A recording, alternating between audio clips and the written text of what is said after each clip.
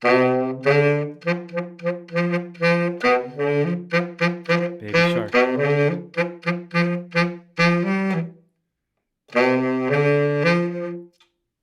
Baby Shark. Baby Shark. Or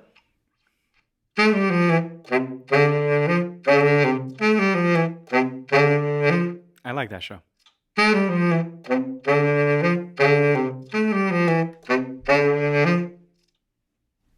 that's it, because if not, Disney is going to either cancel this podcast or they're going to pay us royalties. We're starting with this, by the way.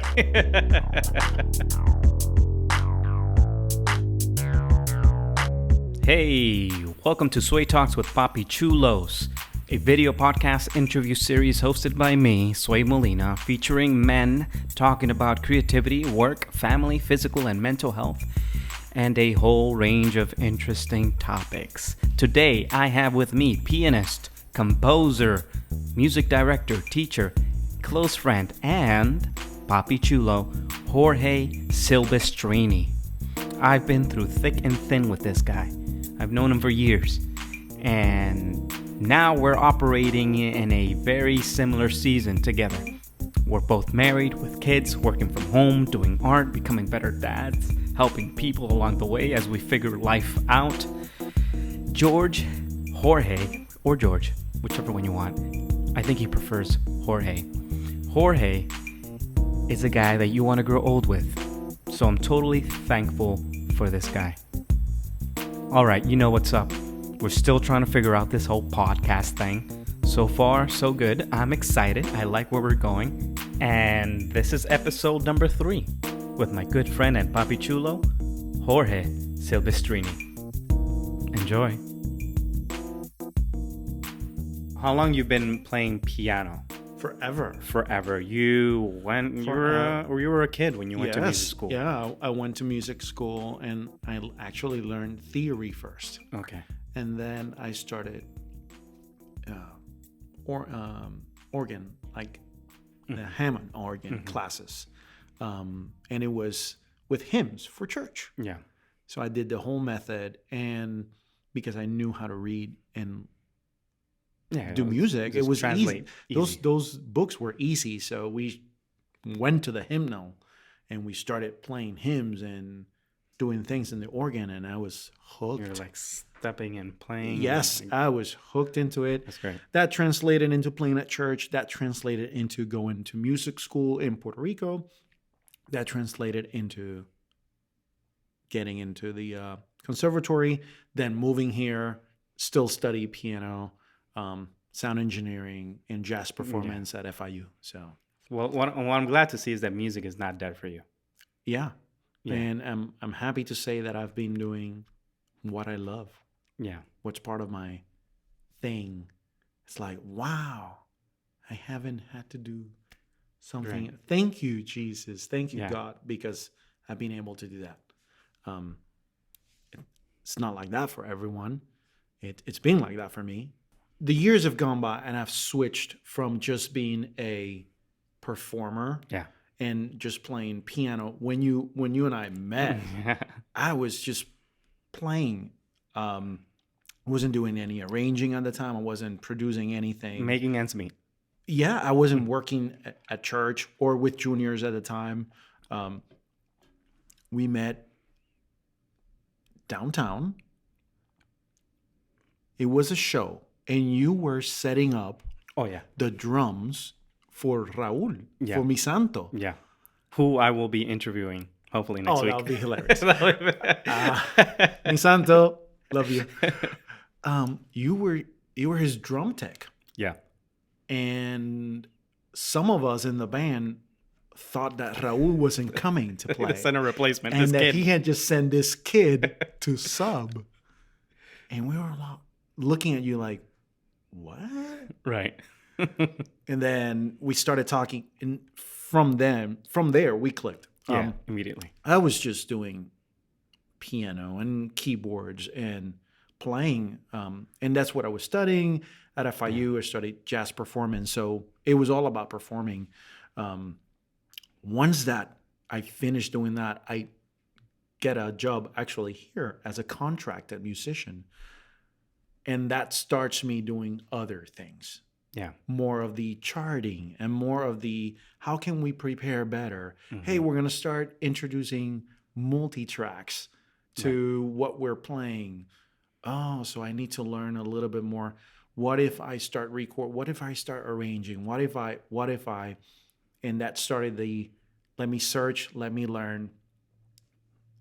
Where am I today? Well, I'm even editing video thanks to you. Yeah. One of those ideas that came over in COVID.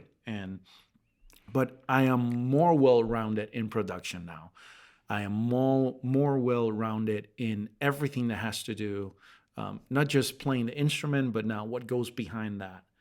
Meaning what goes behind a whole song, from the inception, from the composition of the song to how are we going to arrange it? Who are we going to call? Who's going to edit this? How are we going to mix it? And now even further out, what's the concept? What's the concept of a video if we're going to do that? How are we going to distribute it? Where? Yeah. Why? Right. All those things. So yeah, I'm there. Yeah. I'm in that point. I still have things to learn, but I've graduated from just being the performer into a different role. So you, just to give some context again to the people listening, right now we're in Christ Journey Church. That's right. And you are currently the music director here. Yeah. And I love the culture that you guys have here.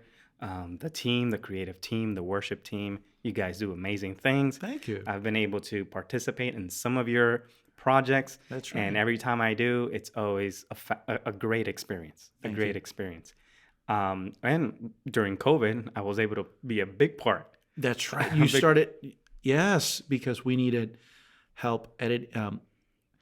During COVID, we had to figure out a way to worship from home. Right. So we turned into all of our resources and we said, hey guys, can you record from home? Yeah. And they were all like, yes. And pretty much like this setup, it was like, can you record a video from your iPhone in landscape? And it doesn't have to be 4K. It's just whatever you can get us that shows you performing the song when you're playing the song as you're recording it. And we will get 10 of those and you and I will sync them together and edit the videos. And we made it happen. We made it happen every week. We're not talking about 4 little cuatro gatos in a video. We're talking about like we amassed to like 20, 30 plus people in the video. For Easter, that's the video you're talking about. We did a whole choir. So it was over 35. Yeah, a lot of people. And then we started talking. My computer was overheating. I know. And even when you showed me the proofs, I was like, can we make him move in this particular way?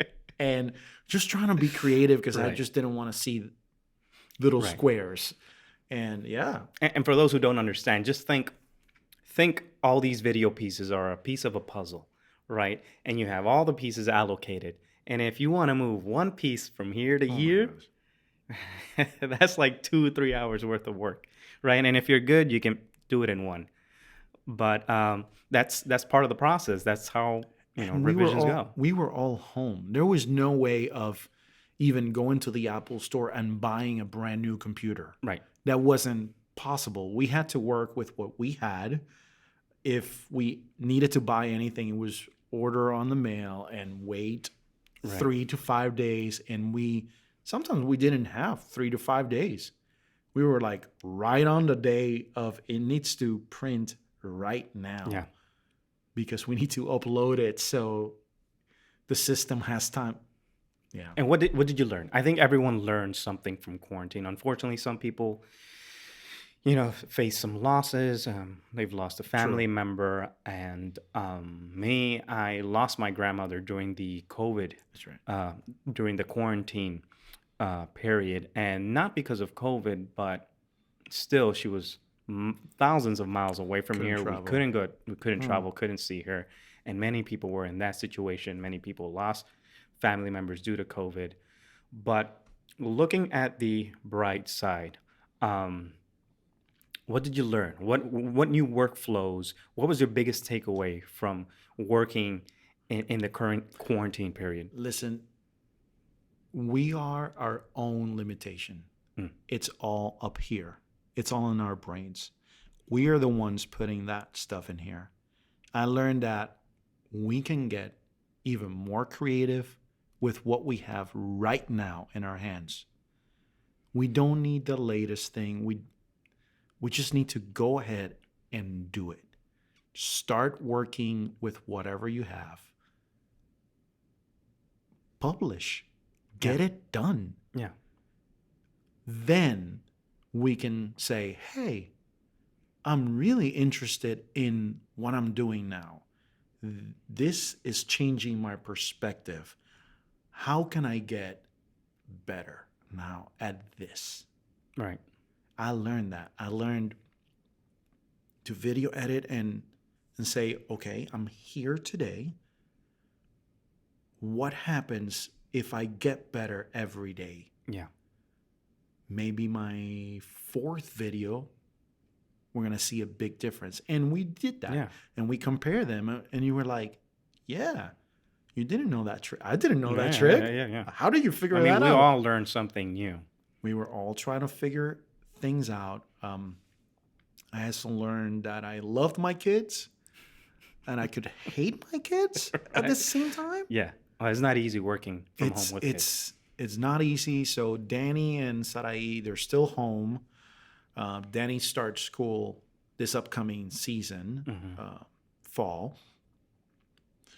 And in their brains, mom and dad are home. So we must play. Right. The thing is playtime. But there is no playtime.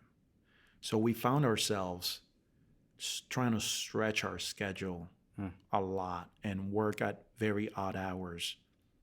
We thought it was not going to be possible, but we learned it was possible. Again, we were putting that limitation on ourselves. We found out a groove for, okay, I'm going to be with the kids for 4 hours and let Luana be alone and work for 4 hours. Yeah. And then Luana's going to take the kids and she's going to let me be for 4 hours alone. And we figured it out. We figure out, well, she has a meeting or I have a meeting in the morning. So she'll get the kids morning and I'll get them afternoon. We figured all that out. Well, I think the major theme here is just having open communication, because if there's no system in place and there's no open communication between you and your wife, oh man, it could be a nasty place. You know, home can be a really nasty place. You know that we bought a condo over on quarantine, on COVID. We moved. So, we had to learn everything because it was a brand new place, brand new space. The kids couldn't go outside. They wanted so bad to go outside and just play with other kids, go to the pool, go to the playground, and we will pass by it every other day, and we couldn't. We just couldn't go in there. So we all had to learn. We all had to learn how to live inside. And I think everyone had their special kind of struggle. Yeah. I mean, I'm fortunate enough to have a backyard, and I was able to just send my kids out there. But also, in retrospect, I live in a very small home, so we're all confined. And the workplace that I have right now currently, it's not the same one I used to have 2-3 years ago. I used to have my own office, my own space. I was able to separate, and this is another topic, but I was able to separate work and from home, work from home, right? And now I'm literally working from home in the living room, giving my back to the kids as they're watching Bluey, like we're a TV show. We were just talking about Bluey. So it's a different kind of struggle, because for me, at least, when I'm working from home, I feel like I'm always operating under this like subconscious layer of guilt. Because in my mind, it's like I should pay attention to them, although what I'm doing right now is really important. So there's always I feel the same that way. battle. I feel the same way, especially when Luana is at the. So now we're 2 days each. We're at our respective offices, but I'm still working. Yeah. Like Luana is in her office Monday and Thursday, but I had this conversation with Danny yesterday. I'm still at work. Yeah. Like yesterday, I had 3 meetings, and Danny wanted to play, and I feel the same way. Like they're just watching TV. I'm not being creative. I'm not helping my kids. I'm a bad dad. All this is going on while I have my 2 AirPods because they have noise canceling and I'm on a meeting. But my brain is exactly saying what yours is. Yeah. Like, why? Why? So we've all had to wrestle with it. We're not bad dads. We're not bad parents at all. We're just doing the best that we can with what we have today in the table. Right. Right. So moral of the story here, don't believe the lie that working from home is great. It is. It is, but it comes with its struggles and its challenges. I think it takes a really special kind of person to be able to handle this kind of craziness that's surrounding you. For example, yesterday, I had to credit the dentist, the orthodontist for my kids, because here was the orthodontist. She was filling the cavities on my son while the assistant is talking to her about something completely unrelated to the situation at hand. And there's another nurse behind her, assistant, or I don't know what they call him, a dental hygienist behind her, asking her questions too. There's like 2 kids crying, and she's cool, calm, and collective. Wow. Filling cavities, doing her thing, talking to my son, keeping him at ease. Don't worry. I'm like, how does this lady do it? Love it. Yeah. So it does take a special kind of person, to say, yeah, it's not a problem, but it is a problem. It is a problem, and it's something that you've learned how to handle and how to balance. And we're still there. It's not like the quarantine might be over. Sorta. We're right. Yeah, we're in the downtrend of it, but we're still, now it's summer, so kids are home now. For real. For real. They're home. Now they're home. And they want to play. And we're still working. Yeah. So, and to make matters worse, it's been raining like crazy. For this whole week, this whole week. It's just raining. And when they're home, I have the tendency of taking them outside, go to the pool, hit the monkey bars, do whatever you want, go sweat, dig for bugs. Mm-hmm. They haven't been able to do that. So yes, like, we've been trying to do the same thing. Man, another thing that came to mind that I learned, cooking. I picked up a lot of cooking. Yeah. And I know you're sending me pictures every day. We've shared about like, try this, try that. And one of the best things ever is that we can cook, and we've learned, we've tried different approaches, like heavy carbs, and then let's go the opposite, 0 carbs. Yeah. And well, you get really creative with your food. I'm pretty happy with just salt and pepper and maybe like a pre-mixed Tú sabes, spice. Sazón. No. You add your little Puerto Rican spice. Salsita. Yeah, and Danny's been picking up a lot on different foods and spices and what he loves and what he doesn't. He's totally into the barbecue. Nice. So if it's meat in the barbecue, does not matter. If it's meat cooked like inside, like he's like, yeah. There's something the barbecue adds. Kids are my kids are super picky. So I have 3 kids. 2 of the boys, one of them doesn't like meat at all. He likes chicken, but when it comes to beef or anything that's not chicken, he's like, you can add barbecue or anything, ketchup, I don't know. He won't eat it. Well, you saw we went to the Marlins game. He doesn't eat hot dogs. That's right. So it's a strange kid. While With Danny peculiar is taste. right next to him, Like just devouring. Like, devouring that hot dog. Yeah. Like, can I have half of yours, Dad? Right. I'm like, no, this one's mine. Right. So I want you to do something for me. And this is a question I'll be asking everyone. Mm-hmm. Define fatherhood. Ooh. Be creative with it. Express yourself.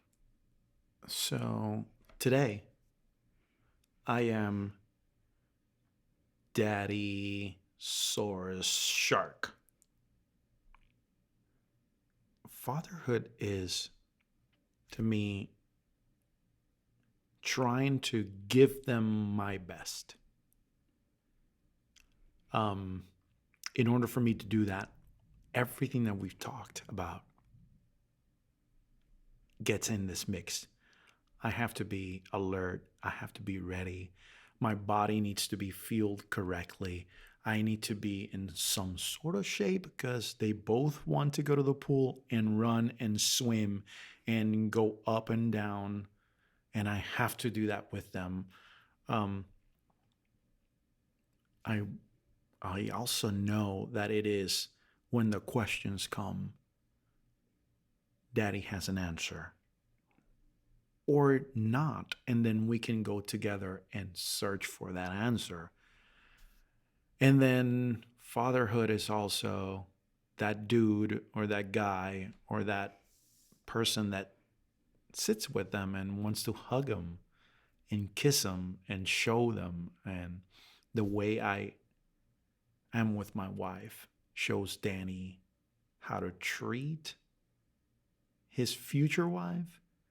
And the way I am with my wife also shows Sarai how she should be treated by a guy. So all those things, we are being absorbed now, especially now. This ages, they're 2 and 5. They're little sponges, just everything speaks to them. So yeah. Right now, father and mother, we're just everything to them. We're their universe. Everything revolves around us. Every little action that we take. Yeah. Fatherhood, it's amazing. It's an amazing thing. It's a big responsibility. Yes. And the reason why I ask this question is because sometimes I have friends who've reached out to me via DM. Hey, just found out I'm becoming a dad. Don't know what to do. Things are feeling pretty dark right now. There's no book. There's no anything. You know my story. You know we went into and I get emotional with this all the time, but we went to the NICU for 21 days. Yeah. And this was with Danny. My wife is diabetic, so we knew we could have complications. There was no complications when Danny was born. Everything was fine. We had him once he was born. Leap day. Go figure that out. This is crazy. It was a Monday. Monday leap day. And then we went to check. They went down to the floor that they check him. And I went with him. And I had already asked the doctor, how are his sugars? Because our doctors knew. Everyone knew. So we knew about what was about to happen. And we were very cautious. And they were fine. Everything was fine. And he developed a fever while he was in the other room. And the doctor said, well, because of the fever, because of the diabetes, we want to keep him in NICU. And that turned into 21 days inside of the NICU. So, yeah, lots of questions. 21 days, man. I mean, usually parents are home by day 3. You know, the hardest, okay, I don't know if I've ever told you this, but the hardest thing was when they signed our papers and they told Luan and I, you can go home. And I went to pick up the car and I came about, this is in Baptist Hospital. I came around And Luana was brought down in a wheelchair like they always do. And she got in the car, but we didn't take the baby. Yeah. And we sat there for like 5 minutes. Yeah. Like not knowing what to do. Like literally looking at each other like, and now what? Yeah. Go where? For what? It was hard. It was a very hard place to be. Right. That was my 5th day of being a dad. Yeah. Like, wow. It's insane because I think this answers the question and addresses what you just said. There might be a manual. there might be a manual, but it's not the manual. I think when something like this happens, your body, your mind, your soul knows how to respond to it. And you'll naturally love. And it's a choice, right? Just let it do its thing. You naturally love that child unconditionally. You will naturally care. You will naturally worry. And no one told you to react that way. You just knew that's how you felt. Yeah. Yeah. And we had so many questions. And that's the point where you even start questioning your faith. Of course. Because you're like, why would the regular question is, why would God, me? Why? Or why me? Why are we here? Yeah. And you want to know something even deeper. 21 days. We get pregnant again. We go through all the process. We have a C-section, beautiful baby girl. We went back to the NICU. Wow. For 7 days. Yeah. Same doctors. Same everything. Yeah. Deja vu. Yeah, that's the last place you want to be at. And the second time was totally different. Why? I don't know. But I had a peace in me when the first time I went to, Luana couldn't go with me. Being a diabetic, you have to stay in bed for a longer period of time while all the process. So I was the first one to go see Sarai in the NICU. And once you have to go through the process and you get clean and put some things on. And first face I see is the doctor. And she recognizes me. Wow. She's like, I know you from somewhere. And it clicks. And I'm like, yes, you were the doctor who attended my son. We were here in the same hospital, in the same floor, everything. And that led to a chat for about good 20 minutes. And I had grown. Of course. You already went through that hell. I had grown. And if I want to say something is the first day, that's the day that you start writing the manual. And then you have little experiences that happen let's go back to the 1% rule. It's little things that are happening every day, and you're writing them down or you're memorizing. They're here. And those things just keep compounding and compounding and compounding. It's insane because your formation as a person, as a human being, doesn't stop. You continue to evolve, right? You don't need to be the perfect dad, the perfect parent, super dad. I mean, to your kids. So for my birthday a couple of days ago, my kids flooded me with drawings and superhero dad, super dad. And, sometimes you don't feel super, sometimes you don't feel perfect, but to them you are, right? So, give it a shot, try. And everything will be okay. Totally. Everything will be okay. And another thing that I want to end with you is that every time one of the things that inspires me when I think about you is there's a story that comes to my mind when I think of you. And it's a story of do-over. Do-over, and it's never too late. So when I met you, you had a very nasty divorce.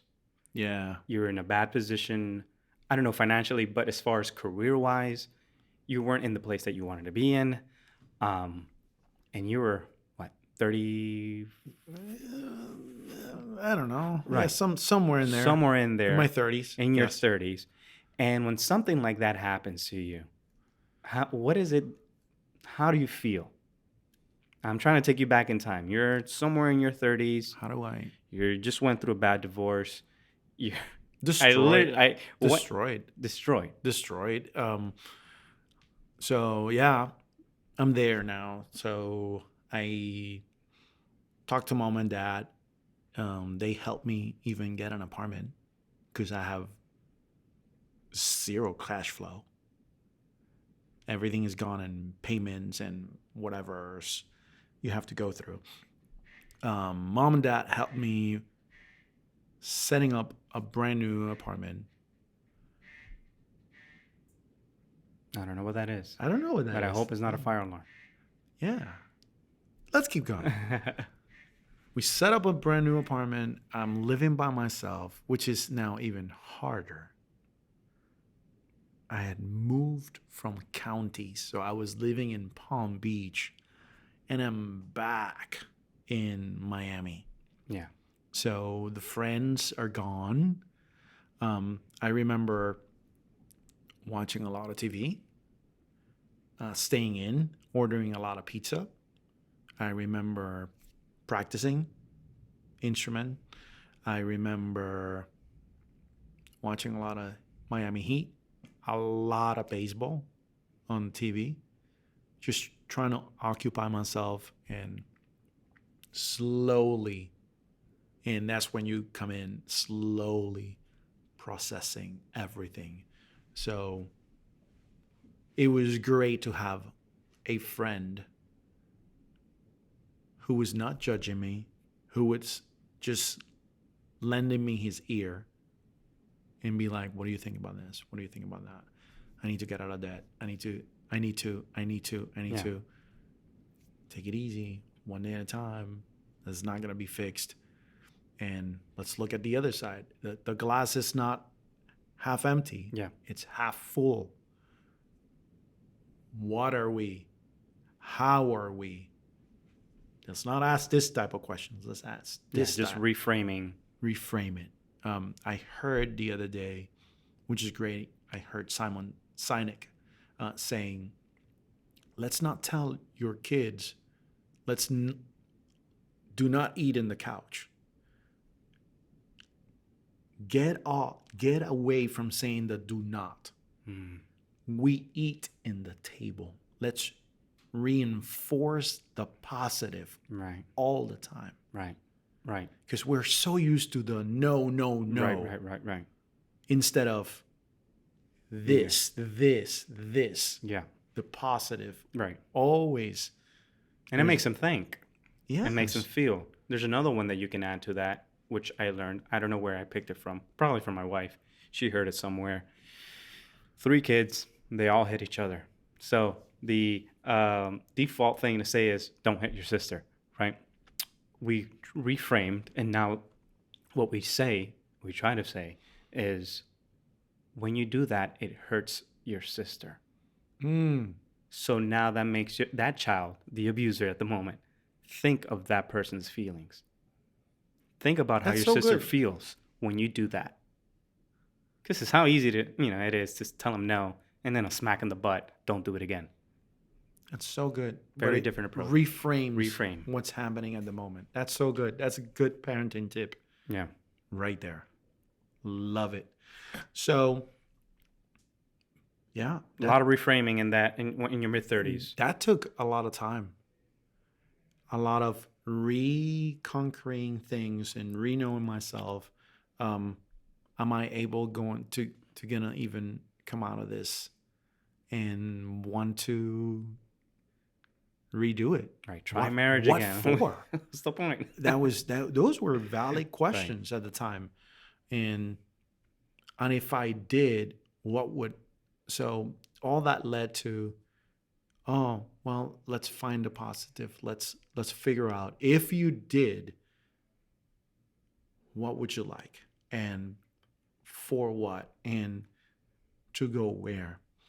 Um, it took some time, but we here met my wife at church, and it's been beautiful. Yeah. Life changed. Absolutely. Changed careers. Well, not careers, changed jobs. At the time, I was working in a production studio, and we were not in the same wavelength. Well, you were working inside a garage. That's what I have here in my notes. You were working inside a garage, and you didn't look too happy. Totally. When I first met you. You were working a lot of hours. And I mean, in hindsight, you were putting in the hours, right, for the experience, but it wasn't the place. It didn't look like the place that you can grow. Correct. Correct. But yeah, fast forward a couple of years, you started reframing.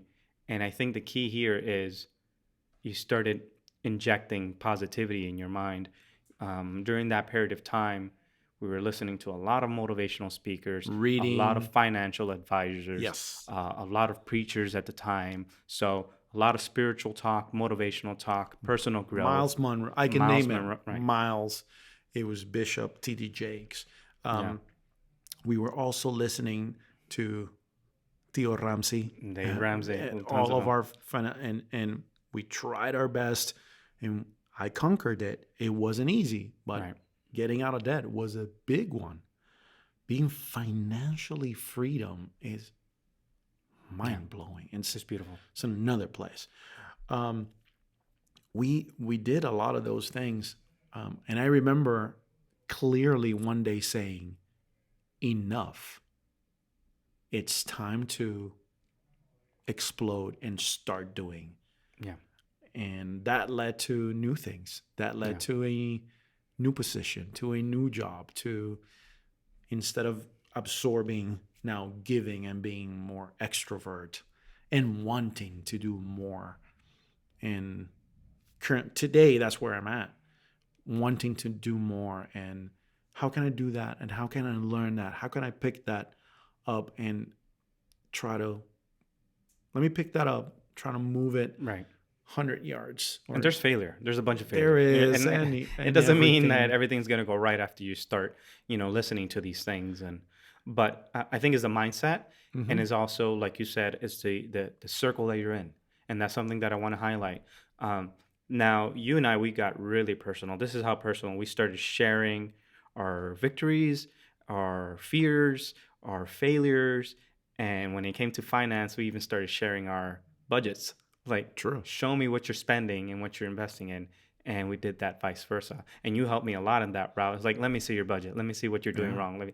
So I think envelope system. The envelope cash. System, right. Everything was cash. And that's something that it's true. It's true what they say. It's like your circle matters, and you are your own limit. We go back to what you were saying, the mindset. Because if you close yourself up, no, I'm not going to do that. That's too personal for me. You limit yourself from that growth. You got to learn how to trust. You got to learn how to let go and let people come inside your heart, because there's a lot of, brand new parents, cynical men who think everyone is out to get them. Like, not everyone is out to get you. There are people there who care. And I think that was needed, very much needed in that season of my life, to open up and to have that type of introduction, finance, motivation, because I did not grow up with that. You didn't grow up with that. No. And this is something that we learned along the way, and we decided, hey, let's do this exchange, which led us up to here. Now you're married, you have 2 beautiful children, you have an amazing career, and the future is so bright. There's still, I'm not done. It's not done. You're not done. I always say it on my YouTube channel, on the videos. If you're alive, there's a purpose still out somewhere for you. You're not done. Yeah. So keep trying to figure how to do that 1% new thing, and then compound it, and then learn that new thing or pass it on to others. It's gonna it's going to be the time in maybe 10, 15 years. We've talked about this when I'll turn into, okay, now it's my time to just pour into someone else completely. Because I'm going to decide I'm totally done. I'm pouring into people now, but I'm still growing. But I believe there will be that one time when I'll know, okay, I'm there, or so I think I'm there. And now it's time to just... Here you go. Pour. The whole thing. The whole thing. I cannot die with things inside of me because they will help no one. Well, we've always said it, die empty. You have to let it go at some point and just pour it, be it to you, be it to someone else, be it to my kid or my daughter or yours or one of our other mutual friends, but pour into them and see where that takes anyone. Literally, that's what I feel I'm doing with what I do on my YouTube channel. Yeah. Tell us a little bit about that. So yes, there are videos where I'm trying to teach a program, when I'm trying to show other people. That's pouring into them. In this YouTube, you're teaching people how to use Ableton, Pro Tools, everything Spanish and English. Spanish and English, Ableton, Pro Tools, Finale, which is music writing, even piano, all that stuff. And lately, it clicks, right? Lately, I've been getting the nudge from you, from other people, from somewhere inside of me, like, hey, just talk. Yeah. Talk in a microphone. Maybe someone needs to hear that. Maybe that helps someone else. And I've started doing that. That's great. And I think that's, to bring it full circle, I think that was the foundation to our first podcast, Give Like Crazy. Because there's no right time, right? We shouldn't wait for that time because we never know, right? What might happen. We might leave, God forbid, we're driving, something happens. Totally. But if there's any time to give, it's now. If you already know up to here, then you can teach up to here. Oh, yeah. I'm not asking you to teach everything. I'm asking you to pour the little bit that you know. In my experience, every time I've shown someone something that I know, I'm the one that learns more. Yeah. Yeah. Somehow, it always happens. There's no fail in that. Every time I show someone something, I'm the one that goes, oh, ooh. Right.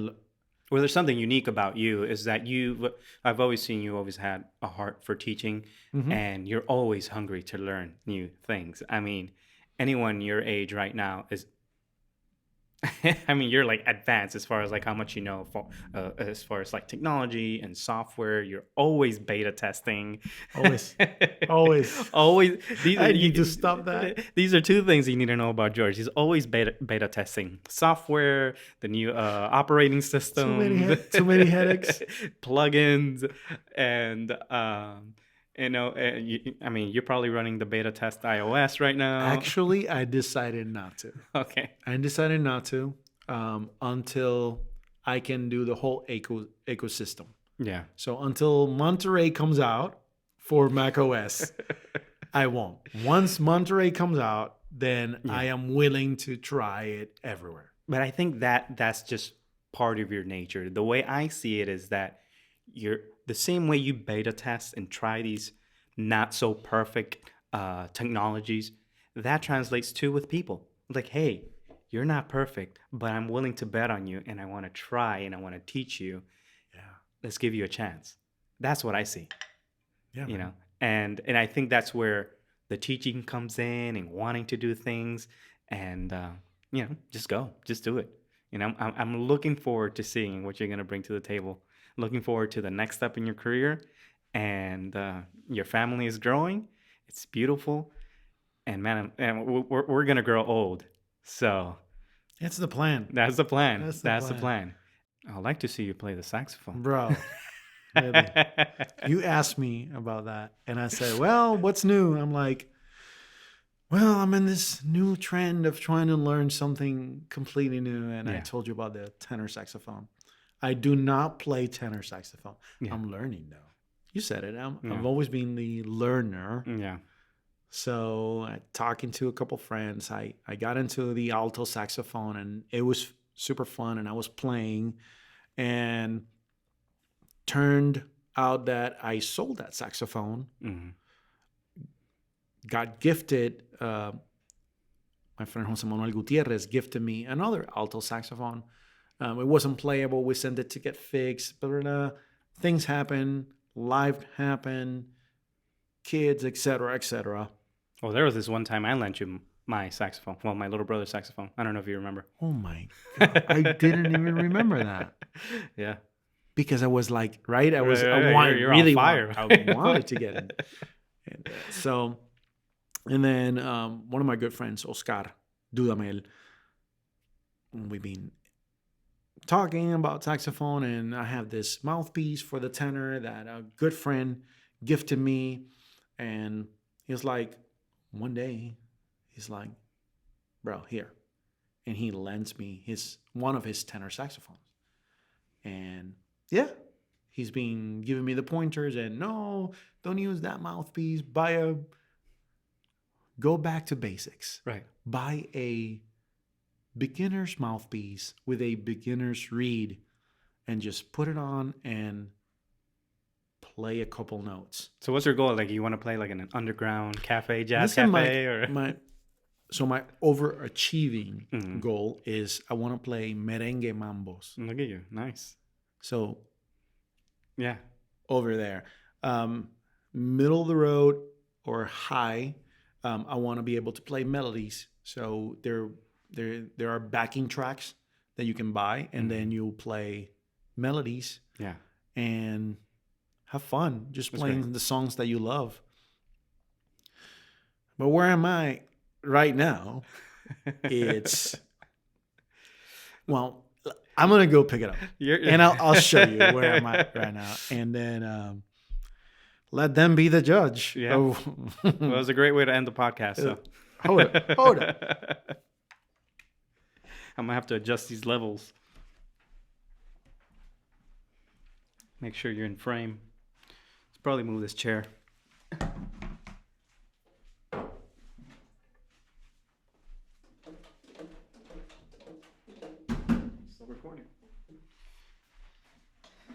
We're still recording. Yeah. So. Yeah, here we are. Yeah. I think we don't see your head, but we do see the saxophone. That's cool. That's more than enough. Let me take the headphones over here. Oh, there we go. Oh, I should have not done that. Okay. All right. Let's see. I haven't. Yeah. You have some reverb on or something? Do I? And he's looking like maybe. Yeah. So.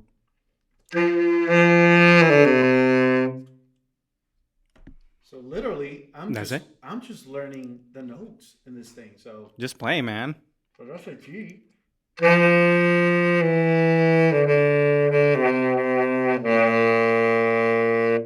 be a C, which is it's weird because this instrument transposes the tenor sax. So whatever I'm playing is not in the piano.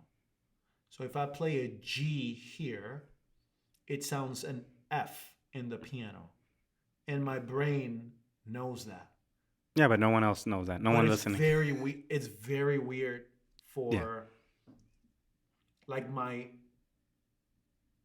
fingers want to finger F. Yeah, you're thinking in piano terms. It's like thinking in Spanish and talking in English and talking in English. There has to be a thing. It hasn't happened. It will happen when my brain will click. Yeah. So. Well, you got to play. Baby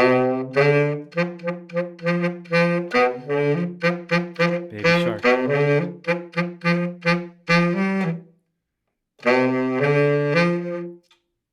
Baby Shark. Baby Shark. Or.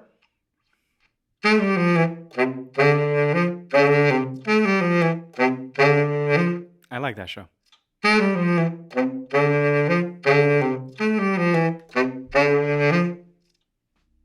That's it, because if not, Disney's gonna either cancel this podcast or they're gonna pay us royalties. We're starting with this, by the way. Good.